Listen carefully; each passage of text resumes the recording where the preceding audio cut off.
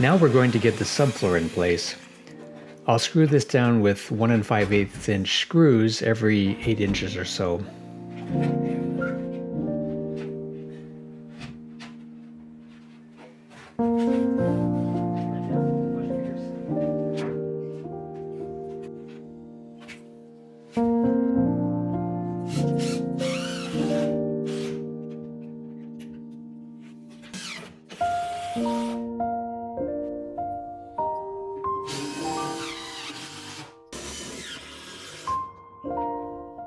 I've got Kat putting in the insulation.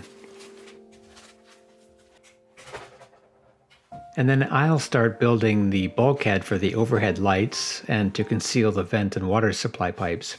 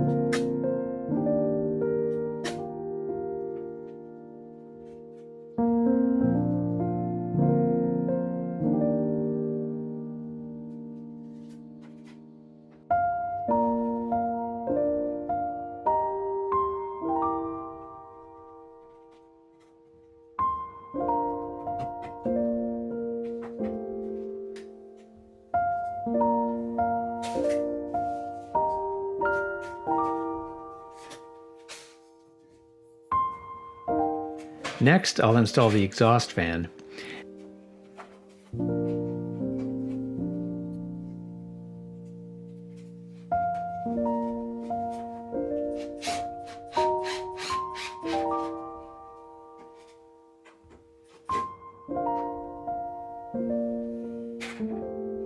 Let's see if I can touch this first because wait.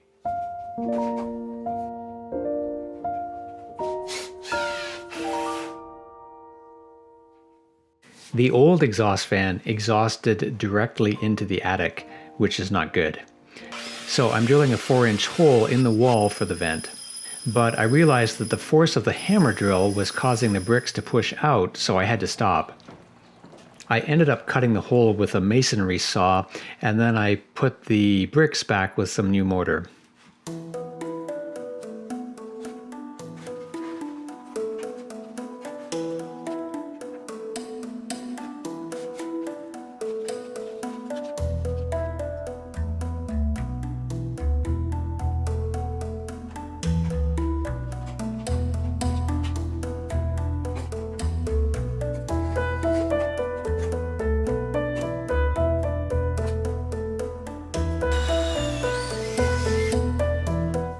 Next, I'll run the wires for the lights, outlets, and exhaust fan.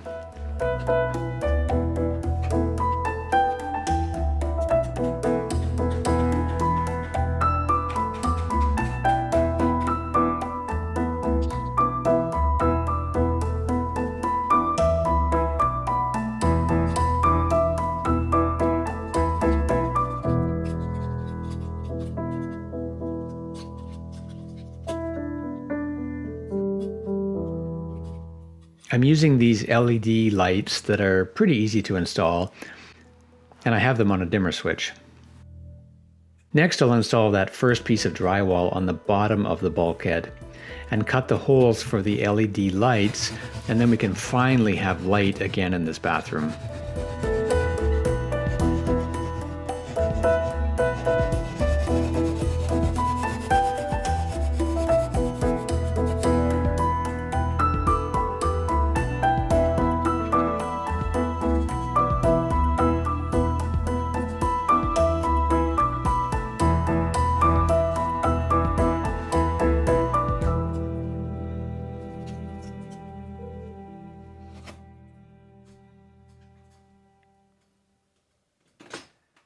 For the rest of the drywall, we'll start with the ceiling and then put the walls in place.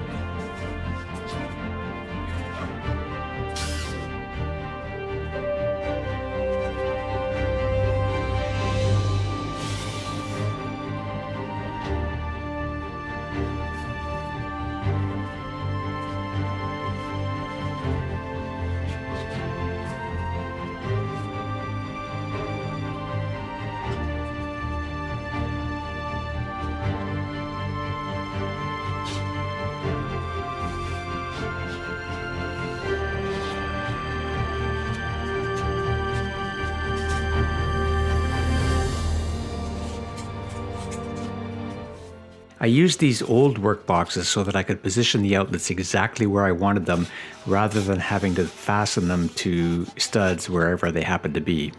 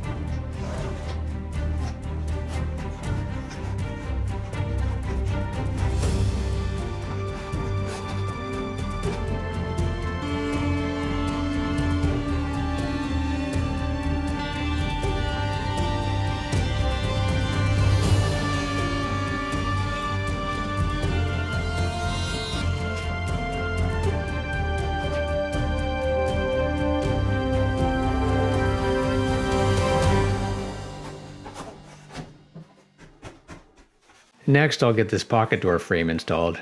It comes with no instructions, which is crazy, so I had to just figure it out on my own. I haven't made the actual door yet, so I'm just putting the frame in place for now.